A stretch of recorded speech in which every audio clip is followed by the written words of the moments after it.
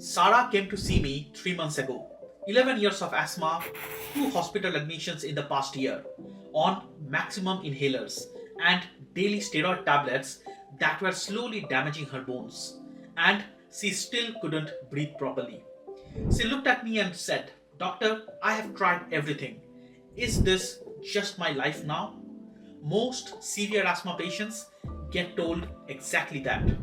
Adjust your inhalers, stay the course, but there is something most patients and honestly, even some doctors don't know yet. Our treatment was just approved here in the UK. It's not an inhaler, it's not a daily tablet. It's a single injection under the skin, given once every 6 months, 2 doses a year. That's it. And for the right patient, it could be the first thing that actually makes a real difference in their asthma control. Though I will be honest with you, it won't be right for everyone. Stay with me because I am going to tell you exactly who it is for. I am Dr. Suman Paul, a respiratory consultant working in the NHS and private practice here in the UK. I am also a principal investigator in clinical research on this particular drug for a different disease. Full transparency, this video is not sponsored. No company has seen or approved this content.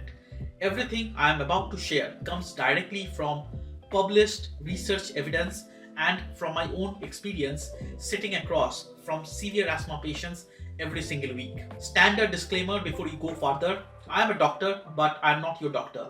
This is educational content only. If you are having severe breathlessness, chest pain, or any kind of medical emergency, call 999 right now. Here is what we are covering today.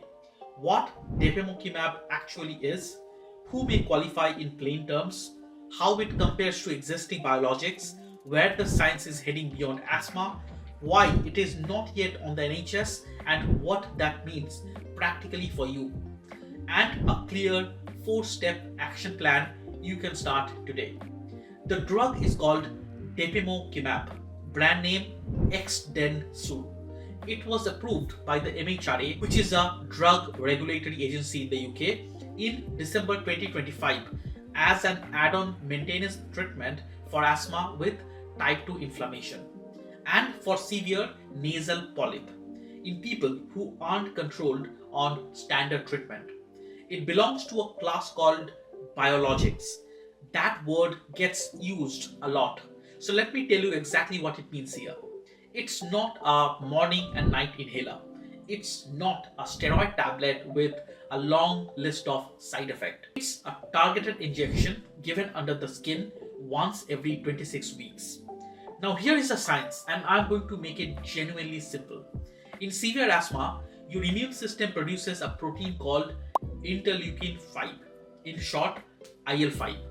In patients with eosinophilic asthma, IL-5 is sending the wrong signals. It's telling your body to overproduce eosinophil, the inflammatory cells that attack your airways, cause the swelling, the narrowing, and the attacks. Think of IL-5 like a faulty fire alarm that keeps going off even when there is no fire. Your airways are constantly inflamed, constantly reacting. Depemokimab binds to IL-5 and reduces its signaling, which helps lower that eosinophil-driven inflammation in the airways. What makes this different from other IL-5 biologics already on the market comes down to one thing: duration. Depemokimab has a much longer half-life, meaning it stays active in your body far longer, which is exactly why it only needs to be given every 6 months. And the trial data backs this up. In the phase 3 SWIFT trial, adding Depemokimab to standard treatment reduced clinically significant asthma attacks by around 54% over 1 year compared to standard treatment plus placebo. That is not a modest number. For the right patient, that's life-changing. Now you might be thinking, this sounds impressive, but is it actually for me? Because not every asthma patient qualifies for this drug. And knowing whether you might starts with one single blood test.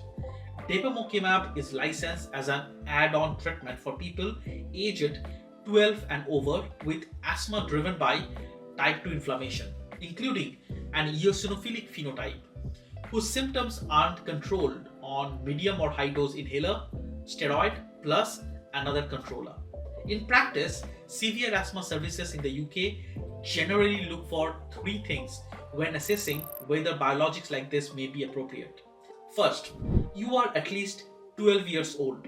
Second, your blood eosinophil count is typically 300 cells per microliter or higher on at least one blood test over the last 12 months. If you don't know your eosinophil count, and I see patients every single week who don't, that is the very first thing you need to check or ask your doctor for. It's a standard NHS blood test, and it is the single most important number in determining whether you may be eligible for any biologic treatment for asthma. Third, you have had 2 or more severe asthma attacks in the past year that needed steroid tablets or hospital care, despite being on high dose inhalers. Now, some of you watching this may already be on biologics, mepolizumab, benralizumab, dupilumab. You might be wondering if this still applies to you. The answer is possibly yes. If your current biologic isn't controlling your asthma well enough, Depemokimab may still be worth discussing with your specialist. And here is something that genuinely concerns me as a clinician. Many patients I see have been on inhaler for years, sometimes decades, and nobody has ever checked whether their asthma is eosinophilic. Not once. The treatment pathway for eosinophilic asthma can look very different from standard asthma management. But the question I hear most is, how does this compare to what's already available? There are already several biologics licensed for severe asthma. So let me show you exactly how Depemokimab sits alongside them. Mepolizumab targets interleukin 5 and is given every 4 weeks. Benralizumab targets IL-5 receptor alpha. It is administered more frequently for the first 3 doses than every 8 weeks. Dupilumab targets IL-4 and IL-13 and is given every 2 weeks. Depemokimab targets IL-5 and is given every 6 months, every 4 week, every 8 week, and every 2 week versus every 6 months. For someone managing a chronic condition, that difference in treatment burden is enormous. Fewer clinic visits, less time off work, less disruption to daily life, and the efficacy data is strong. One important caveat though, Depemokimab has not yet been directly compared head-to-head with other biologics in a clinical trial. So what we can say is that the evidence supports it, not that it's definitively better or worse than existing options. That conversation belongs with your specialist based on your individual clinical profile. In the phase 3 trials, the most commonly reported side effect included injection site reaction, headache, and tiredness, with overall rates broadly similar to placebo. Now, I want to flag something that matters beyond asthma patients. As a principal investigator in clinical trial, I am currently involved in research studying Depemokimab in other respiratory diseases, for example, bronchiectasis or COPD. In certain patients with COPD or bronchiectasis who have raised eosinophil, the same IL-5 pathway that drives some types of asthma may also be involved. Depemokimab is currently being studied in these conditions in clinical trial setting. But I want to be completely clear, it is not an approved treatment for COPD or bronchiectasis at present. The research is ongoing and we will need full trial result before we understand what role it might have. I can't discuss trial specifics here. But if you have bronchiectasis or eosinophilic COPD and you feel you have run out of options, this is exactly why it's worth asking your respiratory specialist what's in the pipeline. Drop a comment if you want me to make a detailed video on the topic of clinical trial. But here is the part that most videos about new treatments skip entirely. MHRA approval and NHS availability are not the same thing, not even close. And right now in early 2026, those two things are very far apart. Let me be completely honest with you about what that means. Depemokimab was approved by the MHRA in December 2025. That means it can legally be prescribed in the UK. But MHRA approval alone does not make a drug available on the NHS. Before any drug is routinely prescribed on the NHS, it must go through a completely separate process run by NICE, the National Institute for Health and Care Excellence. NICE assesses two things: whether the treatment is clinically effective and whether it represents value for money for the NHS. That process for Depemokimab has not yet been completed. Until NICE publishes a positive recommendation, Depemokimab will not be routinely available on the NHS. That is not a grey area, that is how the system works. No confirmed decision date has been published as of early 2026. I know that's frustrating to hear, particularly if you have been struggling for years, particularly if you feel you might already meet the criteria. But knowing this puts you in a far better position to ask the right questions and advocate for yourself within the system. And that is exactly what I want to help you do. The worst outcome here is a patient who might qualify for this treatment and never find out it exists or never knows what to ask.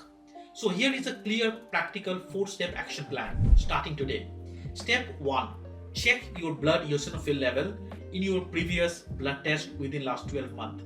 If your count comes back at 300 per microliter or 0.3 into 10 to the power 9 units in NHS blood results or above, write it down and keep a record. That number matters. Step 2. Keep a log of every severe attack in last 12 months. Every course of oral steroid, every A&E visit, every hospital admission. You will need this documented for any specialist referral for biologic assessment. Step 3. If you have had 2 or more attacks despite high dose inhaler, request an urgent referral to a severe asthma team. And at that appointment, ask about biologic for eosinophilic asthma. Step 4. Stay informed. The NICE appraisal for Depemokimab is ongoing. When a positive recommendation comes and if the evidence holds, it should become routinely available on the NHS. Keep following credible medical sources and keep having these conversations with your doctor. Whether Depemokimab is right for you will always depend on a specialist assessment, current NICE guidance, and your individual clinical situation. But you deserve to know it exists and you deserve to be part of that conversation. If this video helped you understand something your own medical team hasn't had the time to explain, please share it. Share it with someone you know who has severe asthma, a family member, a friend, a carer. Because there are patients right now who have been struggling for years and don't know this kind of treatment exists. You could genuinely be the person who changes that for them. If this was useful, subscribe. I covered complex respiratory conditions in plain language so you can have better, more informed conversations with your own medical team. Please check out my video on 7 inhaler mistakes that make your asthma worse next. I am Dr. Suman Paul. Take care of your lungs. They are the only ones you have. See you in the next video.